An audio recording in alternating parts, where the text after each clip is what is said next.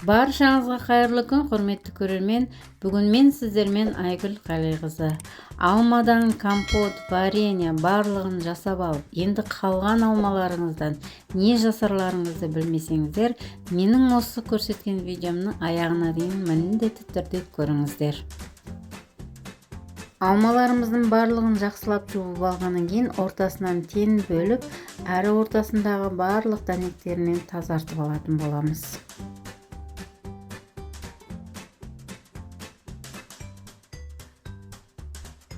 Алмаларымыздың барлығын осылай тазалап алғаннан кейін протеинімізға пергамент қағазын төсеп, осылай төңкеріп, бір теғіп тізіп шығамыз.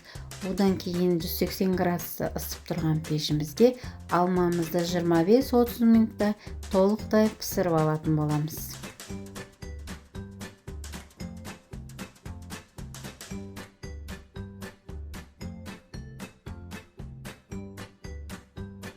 Міне алмаларымыздың пісіріп алғаннан кейін толықтай суытатын боламыз. Әбден суығаннан кейін блендерге салып, блендерлеріңіз болмаса ет тартатын ет тартқышқа салып, езіп алсаңыздар болады.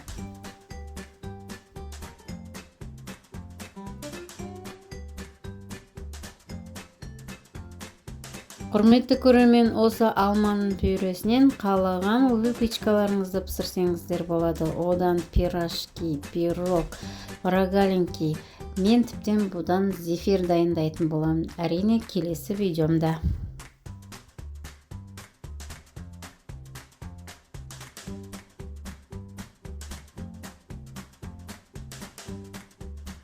Мен бұл пюреден келесі жолы зефир дайындайтын болғандықтан, пюреміздің арасында ешқандай да қымық болмау керек. Ет тартқыштан немесе блендерден жақсылап езіп алғаннан кейін, ары қарай тағы да ситыдан видеода көріп тұрғандарыңыздай бір қабат өткізіп аламыз.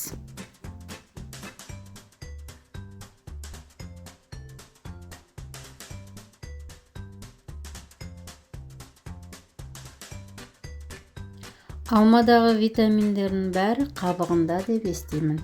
Егерде сіздер тағы да басқандай алмадан жасайтын рецептеріңіз бар болса, немесе қабығынан жасайтын бір рецептеріңізді білсеңіздер, міндетті түрде комментарияға жазып қалдыруларыңызды сұраймын.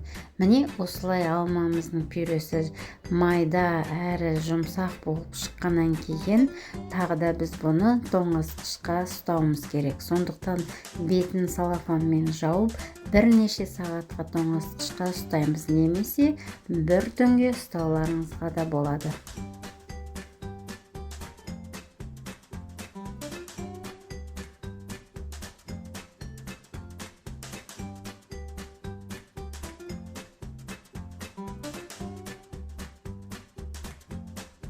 Міне достар, бірнеше сағат өткеннен кейін тоңазытқыштан алып сіздерге көрсетейін деп тұрмын.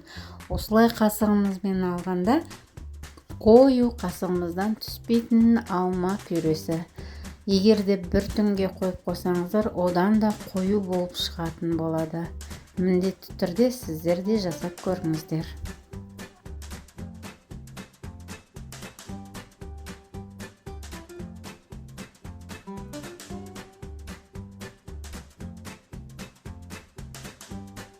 Осы жасаған алманың пюресінен дер уақытта бір нәрсе пісіргенге уақыттарыңыз болмаса, онда осылай аузы жабылатын салафанға салып, мұздатқышқа сақтасаңыздар болады. Әрине, қай уақытта жасағанын сыртына жазып қоюды ұмытпаңыздар. Келесі кезде, пісірер кезде алдын ала мұздатқыштан шығарып, жібігеннен кейін қалаған выпечкаларыңызды пісіре беруге болады.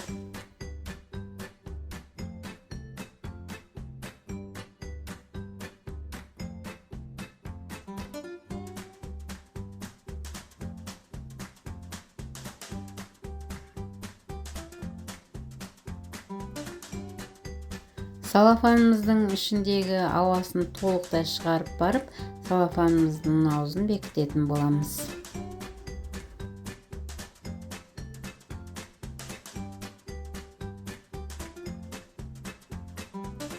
Құрметті көрермен, менің каналымда басқа да түрлі рецепттер бар.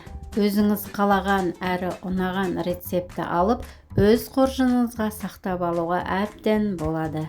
Егер сіздер менің каналымды дамығанын қаласаңыздар, сіздерден мен өтінерім тек қана каналыма жазылып лайк басуды сұранамын.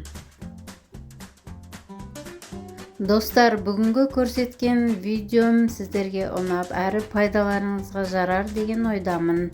Менің келесі видеомды жіберіп алмас үшін қоңыраушаның белгісін де басып қоюды ұмытпаңыздар. Бүгінше осы, сіздермен болған Айгүл Қалиқызы. Келесі видеомда кездескенше сау саламатта болыңыздар.